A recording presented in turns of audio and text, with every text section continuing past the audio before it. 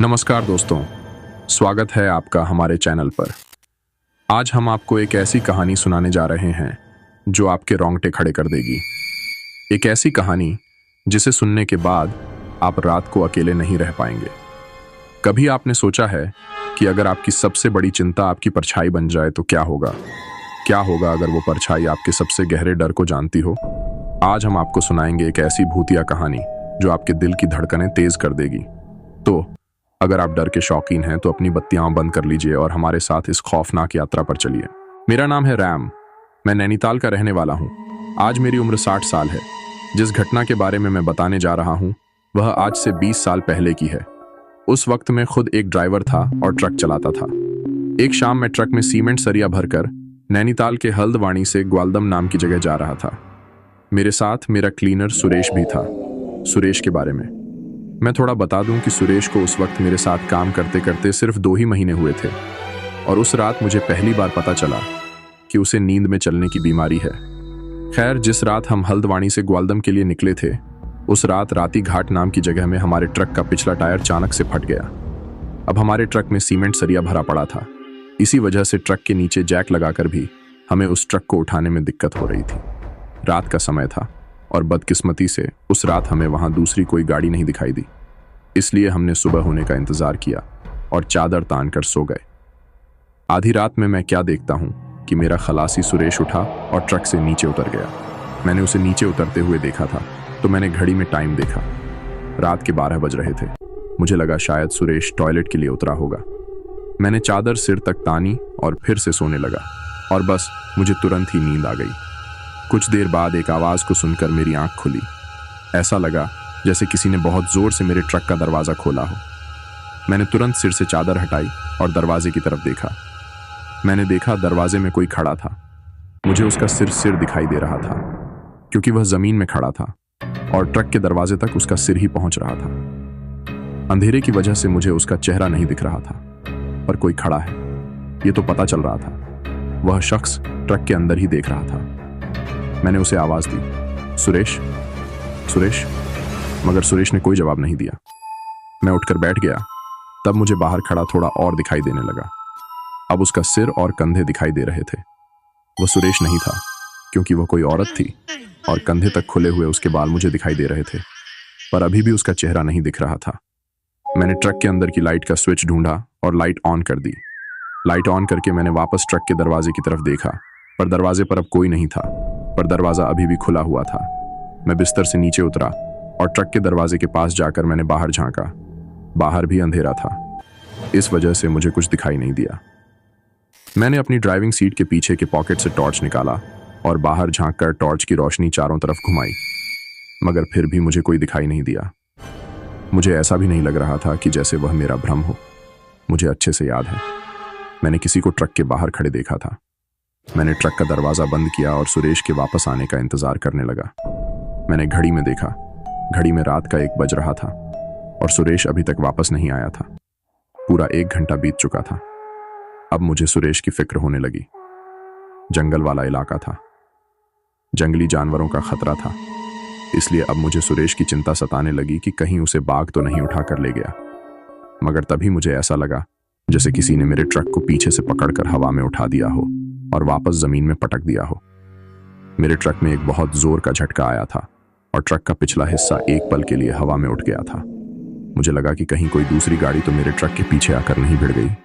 इसलिए मैं टॉर्च हाथ में लेकर ट्रक से नीचे उतरा और दौड़कर अपने ट्रक के पीछे गया। मगर पीछे जाकर मैंने देखा वहां तो कुछ भी नहीं था। सब कुछ नॉर्मल था। मैंने टॉर्च चारों तरफ घुमाया। दूर दूर तक भी कोई नहीं था। तभी मुझे एक हंसी सुनाई दी। वह हंसी किसी औरत की थी। मुझे समझ नहीं आया कि वह हंसी की आवाज कहां से आई थी। तभी मुझे वह हंसी की आवाज फिर से सुनाई दी। मैंने गौर किया कि वह हंसी मेरे ट्रक के नीचे से आ रही थी। मैं नीचे झुका और फिर मैंने टॉर्च की रोशनी नीचे डाली तो देखा कोई मेरे ट्रक के नीचे से बड़ी तेजी से बाहर निकल गया। मैं ठीक से देख भी नहीं पाया था कि वह कौन था। तब मुझे लगा कि कहीं कोई मेरे साथ मजाक तो नहीं कर रहा। मैं दौड़कर उस तरफ गया जिधर वह शख्स ट्रक के नीचे से निकलकर भागा था, मगर मुझे वहां भी दूर दूर तक कुछ दिखाई नहीं दिया। सड़क के एक तरफ ऊंचा पहाड़ था, दूसरी तरफ नदी और आगे पीछे सड़क थी। मैं वापस अपने ट्रक में चढ़ा और दरवाजों को अच्छे से बंद करके मैं चुपचाप अपनी सीट में बैठ गया। फिर मेरे दिमाग में आया कि क्यों ना मैं हॉर्न बजाकर देखूं। मैंने ट्रक में चाबी लगाई और इंजन स्टार्ट कर दिया। फिर मैंने हॉर्न बजाया। हॉर्न के बजते ही मेरा ट्रक जोर जोर से हिलने लगा और हॉर्न के साथ एक अजीब सी चीख भी मुझे सुनाई दी। मैंने हॉर्न वापस बंद कर दिया तो मेरा ट्रक भी हिलना बंद हो गया और वो चीख भी बंद हो गई। मैंने अपने ट्रक का इंजन और हेडलाइट्स ऑन ही रखी ताकि ट्रक के आसपास रोशनी होती रहे। कुछ देर खामोश रहने के बाद मैंने ट्रक का हॉर्न फिर से बजाया, मगर ना इस बार मेरा ट्रक हिला, ना ही मुझे कोई चीख सुनाई दी। मेरे मन का डर थोड़ा कम हुआ। मैं ड्राइविंग सीट में बैठा हुआ सोच रहा था कि ट्रक धीरे धीरे आगे बढ़ा लूं। फिर सुरेश के बारे में सोचकर मैं रुक गया। तभी मेरी नजर दूर सामने सड़क पर पड़ी। मैंने देखा एक आदमी अजीब ढंग से धीरे धीरे चलता हुआ मेरी ओर आ रहा था। उसकी चाल अजीब थी। वह चलते हुए हाथ नहीं हिला रहा था, वह एकदम सीधा अकड़ कर चल रहा था। जब वह आदमी थोड़ा करीब आया तो मैंने देखा वो आदमी अकेला नहीं था। उसके कंधे पर कोई बैठा हुआ था, एक इंसानी आकृति कि सुरेश बिना हाथ हिलाए, बिना पलके झपकाए सीधा सीधा आ रहा था। जब वो ट्रक के एकदम करीब पहुंचा तब मेरे दिमाग में एक बात आई। मैंने जोर से हॉर्न बजाना शुरू कर दिया। हॉर्न के बजते ही मैंने देखा सामने सुरेश के कंधे पर बैठी हुई उस काली आकृति, जो कि एक औरत थी। उसके शरीर में अजीब अजीब सी हरकतें होने लगी। वह सुरेश के कंधे पर बैठे बैठे छटपटा लगी। सुरेश भी चौंक कर जाग गया और जब उसने देखा कि वह बीच सड़क में ट्रक के सामने खड़ा है और उसके कंधे पर कोई बैठा हुआ है, तो वह भी छटपटाने लगा और अपने कंधे पर से उस औरत को नीचे उतारने की कोशिश करने लगा।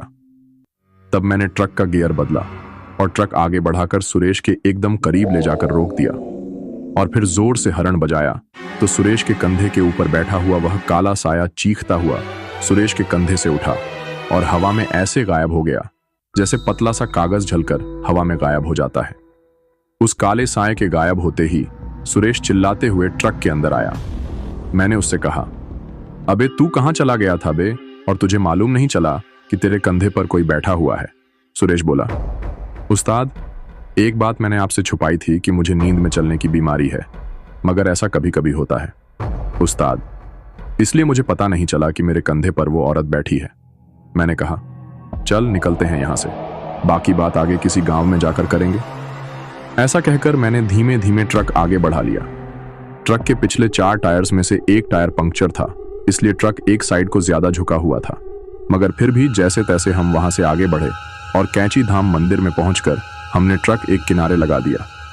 वहीं आश्रम में जाकर हमने वह बची हुई रात बिताई। उस दिन के बाद मैं कभी भी सुरेश को रात के किसी भी ट्रिप में अपने साथ नहीं ले गया। आज भी मैं अपने ट्रक ड्राइवर से कहता हूं कि जब भी उस रास्ते से गुजरो तो टेप रिकॉर्डर में भगवान के भजन बजाते हुए निकलो। मेरा नाम सुरेश है, मैं एक एम्बुलेंस ड्राइवर हूं। मैं पिछले 20 सालों से एम्बुलेंस चला रहा हूं। यह घटना तब की है जब मैं नया नया ड्राइवर बना था। मैंने एक ड्राइविंग स्कूल से ड्राइविंग सीखी थी। वहीं मेरी ड्राइविंग स्किल्स देखकर मेरे इंस्ट्रक्टर ने मुझे हॉस्पिटल में एम्बुलेंस ड्राइवर की जॉब दिलवा दी। कुछ दिनों तक सब ठीक रहा। मुझे शहर के अंदर ही थोड़ी थोड़ी दूरी पर एम्बुलेंस लेकर जाना पड़ता था, मगर एक रात मुझे एम्बुलेंस लेकर पहाड़ों की तरफ जाना पड़ा, क्योंकि ऊपर पहाड़ में सड़क से नीचे गिरकर एक कार का एक्सीडेंट हुआ था, जिसमें कार का ड्राइवर पिछले 3 दिनों से लापता था। फिर 3 दिनों के बाद उसकी लाश जंगल में कुछ औरतों को मिली। पुलिस बुलाई गई। साथ ही एम्बुलेंस को भी उस रात में स्टैंड में एम्बुलेंस लेकर अकेला खड़ा था और घर जाने की तैयारी ही कर रहा था कि तभी मुझे बताया गया कि मुझे अर्जेंटली डेड बॉडी लेने जाना है। रात के उस वक्त 7 बज रहे थे और जिस जगह मुझे वह डेड बॉडी लेने जाना था वह कम से कम वहां से 3 घंटे का रास्ता था। एक तो बरसात के दिन थे और ऊपर पहाड़ों वाला वह इलाका और सड़कें वैसे ही टूटी पड़ी थीं। जाने आने में भी वक्त लगने वाला था। खैर, कॉल मिलते ही मैं तुरंत उस जगह के लिए निकला। बारिश तेज थी, मैं अकेला था। सड़कों में जगह जगह पहाड़ों से पानी के साथ मिट्टी पत्थर भी बहकर आ रहे थे, जिस वजह से मुझे वहां तक पहुंचने में काफी तकलीफ हो रही थी। तेज बारिश की वजह से मुझे कुछ साफ दिखाई भी नहीं दे रहा था। हुआ क्या कि जब मैं उस जगह की तरफ बढ़ रहा था तब मुझे सड़क के किनारे एक आदमी चट्टान के नीचे बारिश से बचने की कोशिश करता हुआ दिख गया। मेरी एम्बुलेंस को करीब आता देखकर उसने हाथ दिया। वह वक्त वो मंजर ऐसा था कि मैंने उसकी मदद करने के लिए एम्बुलेंस रोक दी। वह आदमी दौड़कर मेरे एम्बुलेंस तक आया और दरवाजा खोलकर अंदर बैठ गया। वह ऊपर से लेकर नीचे तक गीला हो रखा था। उसने मेरी तरफ देखा और बोला, थैंक यू बड़े भाई, मैं काफी समय से यहां पर फंसा हुआ था। अच्छा हुआ आप आ गए मुझे लेने। फिर उसने मुझसे पूछा, वैसे आप कहां जा रहे हैं भाई? फिर मैंने उसे बताया कि 9 दिन पहले ऊपर पहाड़ी वाली सड़क से एक कार नीचे खाई में गिरी थी। कार को तो क्रेन की मदद से निकाल दिया गया था, मगर उसमें सवार उसका ड्राइवर किसी को नहीं मिला। आज शाम 3 दिन बाद उसकी लाश जंगल में कुछ महिलाओं को मिली। मुझे उसी लाश को लेने के लिए एम्बुलेंस लेकर वहां जाना पड़ रहा है। मेरी यह बात सुनकर उस आदमी का मुंह उतर गया और कुछ पल खामोश रहने के बाद वह मुझसे बोला, भैया उस आदमी की लाश को सकुशल उसके परिवार वालों तक पहुंचा दीजिए। ना जाने उसके परिवार वाले कितने दुखी होंगे। इतना कहकर वह आदमी फिर से खामोश हो गया। फिर कुछ दूर जाकर वह मुझसे बोला, भाई गाड़ी यहीं रोक दीजिए, मैं यहां से चला जाऊंगा। मैंने उससे कहा, यहां क्यों? कुछ बंद दुकानें थीं जिनके बाहर एक खंबा था और उसमें स्ट्रीट लाइट जल रही थी। मैंने देखा उस स्ट्रीट लाइट के नीचे एक आदमी खड़ा था। जब मैं उसके करीब गया तो मैंने देखा वह वही आदमी था जिसे मैंने लिफ्ट दी थी। मेरी एम्बुलेंस उस आदमी के सामने से गुजरी। मेरी नजर उस आदमी पर पड़ी। वह आदमी मेरी तरफ देखकर मुस्कुरा रहा था और हाथ हिलाकर मुझे अलविदा कह रहा था। उसे देखकर मुझे बड़ा अजीब लगा, क्योंकि मैंने उसे उस जगह से बहुत दूर ऊपर पहाड़ी में कहीं पर छोड़ा था। वह इतनी जल्दी वहां कैसे आया, मुझे समझ नहीं आ रहा था। खैर, मैंने जैसे तैसे करके उस पहाड़ी इलाके से अपनी एम्बुलेंस बाहर निकाली और शहर के एक हॉस्पिटल के बाहर जाकर उस एम्बुलेंस को रोका। वहां कुछ पुलिसकर्मी पहले से खड़े थे। एम्बुलेंस रुकते ही हॉस्पिटल के अंदर से कुछ वार्ड बॉयज दौड़कर आए और उस लाश को मेरे एम्बुलेंस से बाहर निकालने लगे। ऐसा करते वक्त उस लाश के ऊपर का सफेद कपड़ा मेरी एम्बुलेंस के दरवाजे में अटक गया और वह कपड़ा उस लाश के ऊपर से हट गया। और तब मैंने उस लाश को देखा और उस लाश को देखकर मेरे रंगते ही खड़े हो गए। अब तक आप समझ ही गए होंगे कि वह लाश किसकी थी। वह लाश उसी आदमी की थी जिसे मैंने ऊपर सड़क में लिफ्ट दी थी, यानी कि वह इस आदमी की आत्मा थी। कुछ देर बाद उस आदमी की पत्नी और उसके माँ बाप दौड़ते हुए आए और उसकी लाश से लिपट कर रोने लगे। मैंने अपनी एम्बुलेंस स्टार्ट की और वापस घर की तरफ आने लगा। तब मुझे उस आदमी की बात याद आई जिसे मैंने लिफ्ट दी थी। वो मुझसे बोला था, भैया उस आदमी की लाश को सकुशल उसके परिवार वालों तक पहुंचा दीजिए। न जाने उसके परिवार वाले कितने दुखी होंगे। मेरा नाम सुरिंदर है और यह घटना मेरे साथ 1983 में घटी थी। तब मैं एक ट्रक ड्राइवर था। उस वक्त मैं लंबे लंबे हाईवेज में ट्रक चलाता था। मुझे लंबे सफर, सीधी सड़कें और इंजन का शोर अच्छा लगता था। ट्रक ड्राइवर वाली वह जॉब मेरी फेवरेट जॉब थी। मैं खुश था क्योंकि सब कुछ ठीक चल रहा था। मगर 1983 के उस सफर ने ट्रक ड्राइवर्स की जॉब को लेकर मेरा नजरिया ही बदल दिया। सिर्फ वह सफर नहीं, बल्कि उस सफर में जो मेरे साथ घटा, उसने मेरे दिलो दिमाग में ऐसा गहरा असर डाला कि आज भी मैं उसके बारे में सोचता हूं तो एक पल के लिए मेरी रूह कांप जाती है। उस रात मैं एक सुनसान हाईवे में अकेला ट्रक चला रहा था। चारों तरफ अंधेरा था। सिर्फ मेरे ट्रक की हेडलाइट में सड़क चमक रही थी। बाकी पूरा इलाका सन्नाटे और अंधकार में डूबा हुआ था। दूर दूर तक कहीं कोई गांव, कोई कस्बा नहीं था। सिर्फ बंजर मैदान और जंगल ही थे। मैं थका हुआ था और खुद को जगाए रखने के लिए बीड़ी के कश पे कश मार रहा था, मगर उससे भी मुझे कुछ खास मदद नहीं मिल रही थी। तो मैंने सोचा क्यों ना सड़क के किनारे ट्रक खड़ा करके एक झपकी मार लूं, उसके बाद आगे बढ़ूंगा। फिर मैंने उस हाईवे में सड़क के किनारे एक बड़ा सा खाली एरिया देखा। वहां पर कुछ पुराने खटारा जंग लगे हुए ट्रक भी खड़े थे और मुझे बस कुछ ही देर रेस्ट करना था, इसलिए मैंने वहीं पर ट्रक खड़ा कर दिया। इंजन ऑफ करके मैं ड्राइवर सीट के पीछे वाली लंबी सीट में जाकर लेट गया और थका होने की वजह से मुझे तुरंत ही नींद आ गई। थोड़ी देर बाद एक आवाज को सुनकर मेरी नींद खुली। उसी जगह में जहां पर मेरा ट्रक और बाकी कुछ खटारा कबाड़ हो चुके ट्रक खड़े थे, वहां पर एक कार आकर रुकी और मैंने एक लड़की की चीख सुनी, दर्द भरी मदद के लिए पुकारती चीख। मैं उठकर बैठ गया। मैंने देखा कि एक आदमी जो करीब 6 फीट लंबा और चौड़ा आदमी था, एक लड़की के हाथ पैर बांधकर उसे घसीट हुआ उस कबाड़ खाने के पीछे लगे हुए जंगल की तरफ ले जा रहा था। वो लड़की जोर जोर से चीख रही थी। उस आदमी ने उस लड़की के मुंह में एक घूंसा मारा और वो लड़की बेहोश हो गई। फिर वह उसे खींचता हुआ जंगल की तरफ ले गया। मेरी हाइट भी कम से कम 6 फीट मेरे पैरों के पास आकर धराशायी हो गया। उसके गिरते ही मैंने अपने हाथ का सरिया वहीं फेंका और उस तरफ गया जिधर उसने उस लड़की को फेंका हुआ था। वहां बहुत ही गंदी बांस आ रही थी। मैंने से टॉर्च निकाला और उसे ऑन करके उस गड्ढे के अंदर देखा। उस गड्ढे के अंदर कई सारी सड़ी गली लाशें पड़ी हुई थीं। इस लड़की को मिलाकर वहां पर 4 लाशें और थीं। उन लाशों को देखकर मेरी हिम्मत वहां रुकने की नहीं हुई और फिर उस लड़की के शरीर में कोई हलचल भी नहीं हो रही थी। मुझे लगा शायद वह लड़की भी मर चुकी है और अब मेरा वहां कोई काम नहीं था, इसलिए मैं पलटकर जा लगा। तभी मुझे उस गड्ढे से उस लड़की के कराने की आवाज सुनाई दी।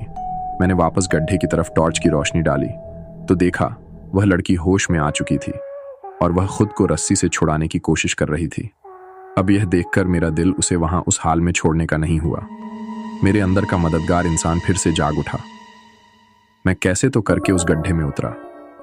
मैंने उस लड़की के हाथ पैर से रस्सियां खोली और उससे पूछा कि वह कौन है और इस आदमी के चंगुल में कैसे फंसी, मगर उस लड़की ने कोई जवाब नहीं दिया।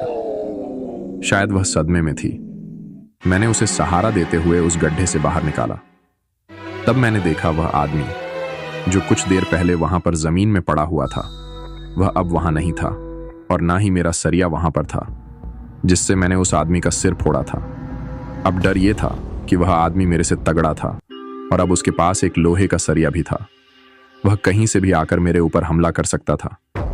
इसलिए मैं पूरी सावधानी से अपने आसपास नजर रखते हुए उस लड़की को सहारा देते हुए कैसे तो करके अपने ट्रक तक लेकर आया। मैंने देखा उस आदमी की कार जो कुछ देर पहले तक वहीं पर खड़ी थी, वो अब वहां नहीं थी। मुझे राहत मिली ये सोचकर कि वो वहां से चला गया है।